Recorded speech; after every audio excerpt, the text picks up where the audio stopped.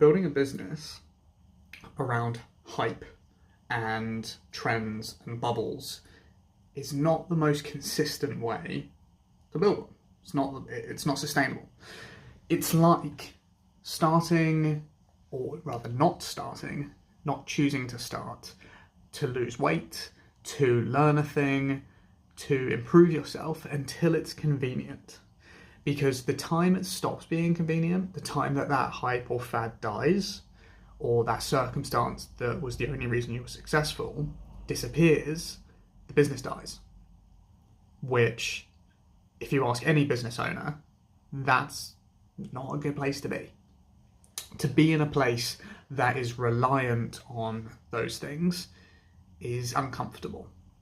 And if you have a look at the companies that have lasted over 100 years, they've been able to weather the financial crisis, COVID, etc., the world wars, because the business economics at its core value and the functions were not reliant upon special circumstances. They work even when times are rough.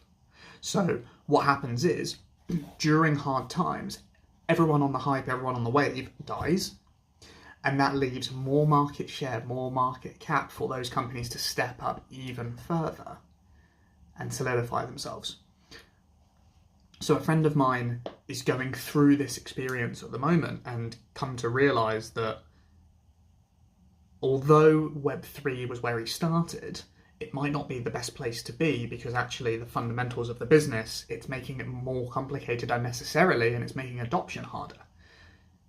The purpose it was done originally was to raise funding, but the ecosystem now is where funding isn't as easy to get for those. Like, essentially the trend has passed.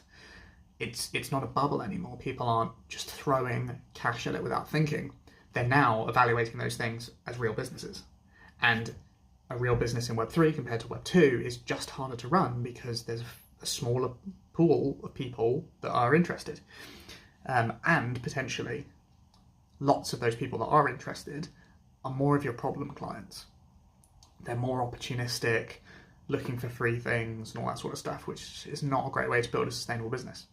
So if that's you, if you're constantly waiting for times to be easy, maybe reconsider actually having the core functions of a business which will weather storms.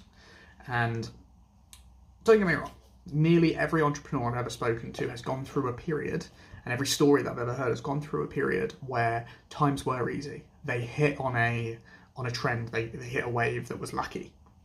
And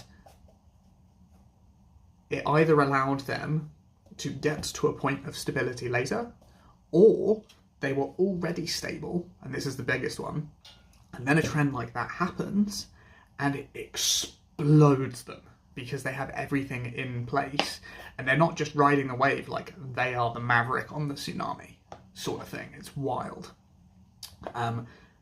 Davey Fogarty is a fantastic example of this with Udi. He tells a story of during COVID, people willing to spend their money, and the weighted blankets were a real comforting thing.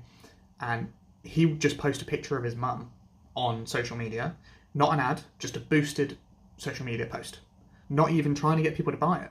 And the boost would get a 40-to-1 ROAS. Now, like, if you know anything about marketing, that's great. You would love that. It's like fantastic. But the fact that it wasn't even an advert and that money didn't even go to it when they actually started doing that, it's no surprise he went from doing something like 2 or 3 million the year before to literally 200 million, because he was at the right place at the right time with the infrastructure behind a great business. And it's painful either way.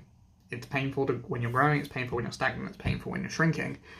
So being a business that has its dependencies built in, it can weather storms, it's consistent, that will help it be less painful. Those are my thoughts for the day. Have a great one. Peace.